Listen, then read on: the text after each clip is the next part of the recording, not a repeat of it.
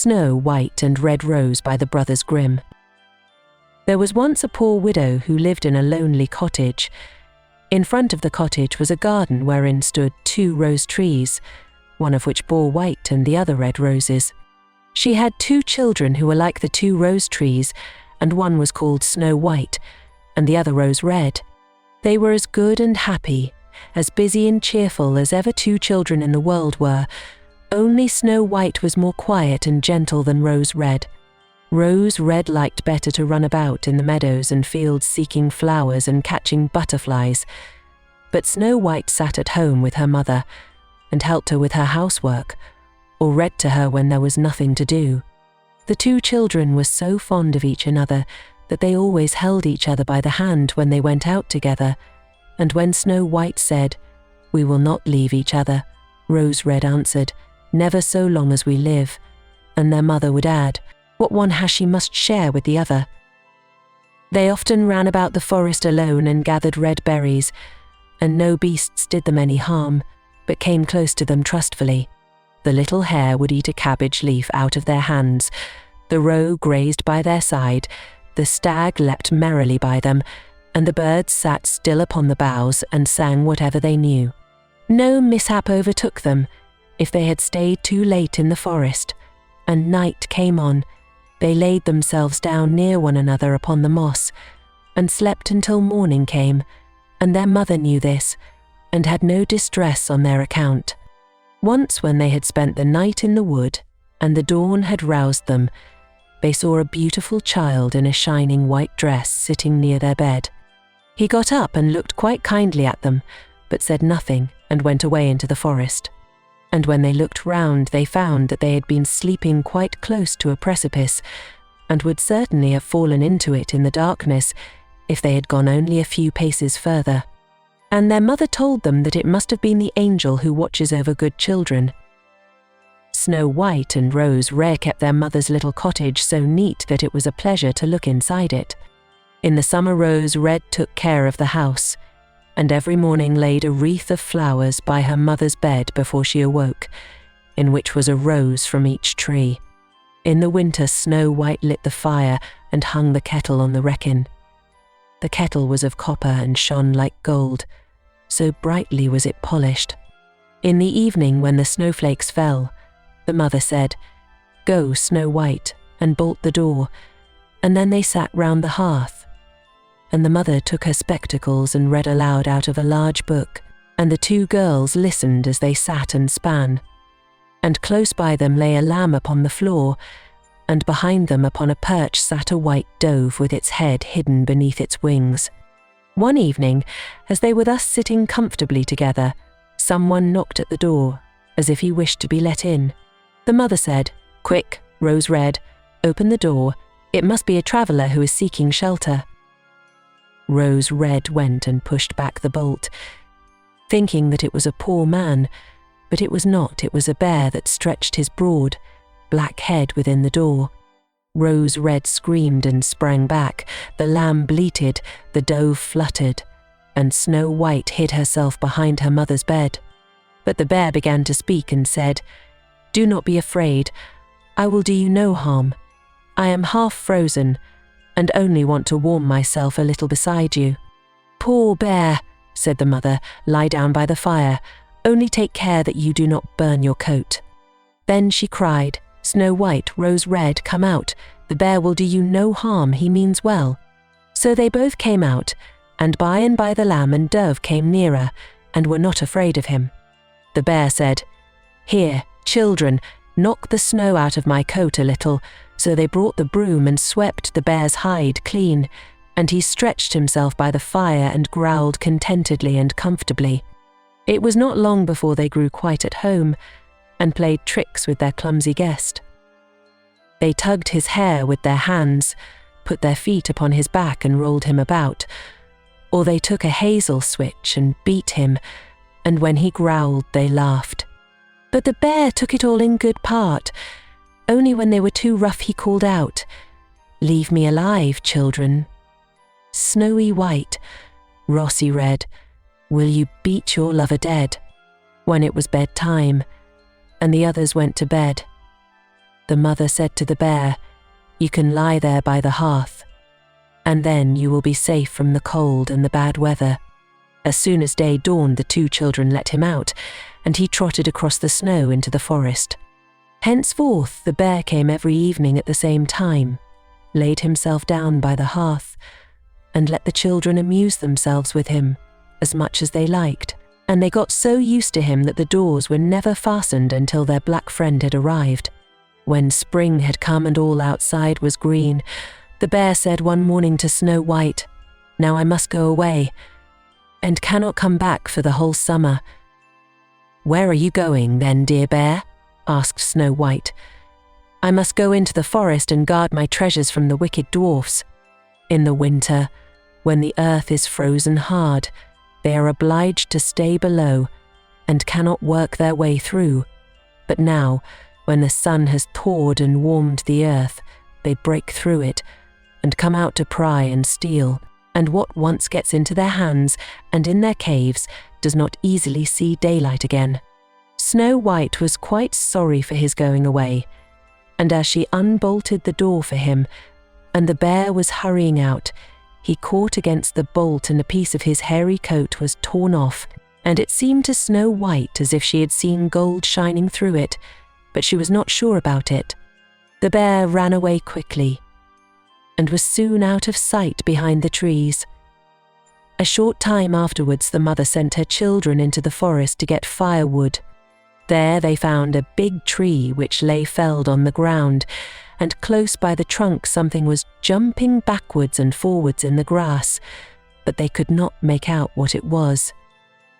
When they came nearer, they saw a dwarf with an old withered face and a snow-white beard a yard long.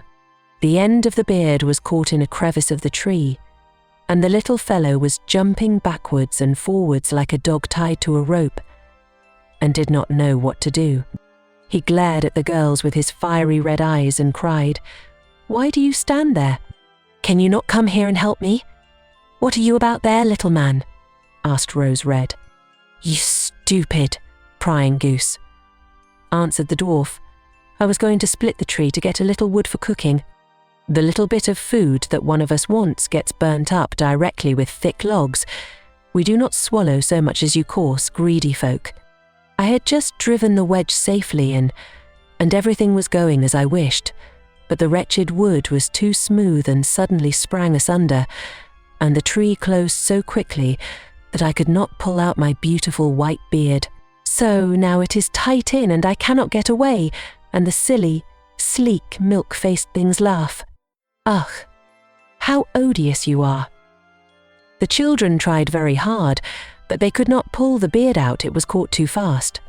"I will run and fetch someone," said Rose Red. "You senseless goose," snarled the dwarf. "Why should you fetch someone? You are already too many for me. Can you not think of something better?" "Don't be impatient," said Snow White. "I will help you." And she pulled her scissors out of her pocket and cut off the end of the beard. As soon as the dwarf felt himself free, he laid hold of a bag which lay amongst the roots of the tree, and which was full of gold, and lifted it up, grumbling to himself, "Uncouth people, to cut off a piece of my fine beard. Bad luck to you." And then he swung the bag upon his back, and went off without even once looking at the children. Some time after that, Snow White and Rose Red went to catch a dish of fish. As they came near the brook, they saw something like a large grasshopper jumping towards the water, as if it were going to leap in. They ran to it and found it was the dwarf. "Where are you going?" said Rose Red. "You surely don't want to go into the water." "I am not such a fool," cried the dwarf. "Don't you see that the accursed fish wants to pull me in?" The little man had been sitting there fishing, and unluckily the wind had twisted his beard with the fishing line. Just then a big fish bit, and the feeble creature had not strength to pull it out. The fish kept the upper hand and pulled the dwarf towards him. He held on to all the reeds and rushes, but it was of little good. He was forced to follow the movements of the fish, and was in urgent danger of being dragged into the water. The girls came just in time. They held him fast and tried to free his beard from the line, but all in vain. Beard and line were entangled fast together. Nothing was left but to bring out the scissors and cut the beard, whereby a small part of it was lost. When the dwarf saw that, he screamed out, "Is that civil, you toadstool, to disfigure one's face? Was it not enough to clip off the end of my beard? Now you have cut off the best part of it. I cannot let myself be seen by my people. I wish you had been made to run the soles off your shoes." Then he took out a sack of pearls which lay in the rushes, and without saying a word more he dragged it away and disappeared behind a stone. It happened that soon afterwards the mother sent the 2 children to the town to buy needles and thread, and laces and ribbons. The road led them across a heath upon which huge pieces of rock lay strewn here and there. Now they noticed a large bird hovering in the air, flying slowly round and round above them. It sank lower and lower, and at last settled near a rock not far off. Directly afterwards they heard a loud, piteous cry. They ran up and saw with horror that the eagle had seized their old acquaintance the dwarf, and was going to carry him off. The children, full of pity, at once took tight hold of the little man, and pulled against the eagle so long that at last he let his booty go. As soon as the dwarf had recovered from his first fright, he cried with his shrill voice, "Could you not have done it more carefully? You dragged at my brown coat so that it is all torn and full of holes, you helpless, clumsy creatures." Then he took up a sack full of precious stones and slipped away again under the rock into his hole. The girls, who by this time were used to his thanklessness, went on their way and did their business in the town. As they crossed the heath again on their way home, they surprised the dwarf, who had emptied out his bag of precious stones in a clean spot, and had not thought that anyone would come there so late. The evening sun shone upon the brilliant stones. They glittered and sparkled with all colours so beautifully that the children stood still and looked at them. "Why do you stand gaping there?" cried the dwarf, and his ashen grey face became copper red with rage. He was going on with his bad words when a loud growling was heard, and a black bear came trotting towards them out of the forest. The dwarf sprang up in a fright, but he could not get to his cave, for the bear was already close. Then, in the dread of his heart, he cried, "Dear Mr. Bear, spare me! I will give you all my treasures. Look, the beautiful jewels lying there. Grant me my life. What do you want with such a slender little fellow as I? You would not feel me between your teeth. Come, take these 2 wicked girls. They are tender morsels for you, fat as young quails. For mercy's sake, eat them." The bear took no heed of his words, but gave the wicked creature a single blow with his paw, and he did not move again. The girls had run away, but the bear called to them, "Snow White and Rose Red, do not be afraid. Wait, I will come with you." Then they knew his voice and waited, and when he came up to them, suddenly his bearskin fell off, and he stood there, a handsome man, clothed all in gold. "I am a king's son," he said, "and I was bewitched by that wicked dwarf who had stolen my treasures. I have had to run about the forest as a savage bear until I was freed by his death. Now he has got his well-deserved punishment." Snow White was married to him, and Rose Red to his brother, and they divided between them the great treasure which the dwarf had gathered together in his cave. The old mother lived peacefully and happily with her children for many years. She took the 2 rose trees with her, and they stood before her window, and every year bore the most beautiful roses, white and red. I hope you liked the story and are interested in more stories on this channel. If you liked it, subscribe to my channel and click on the bell so you don't miss any new stories in the future.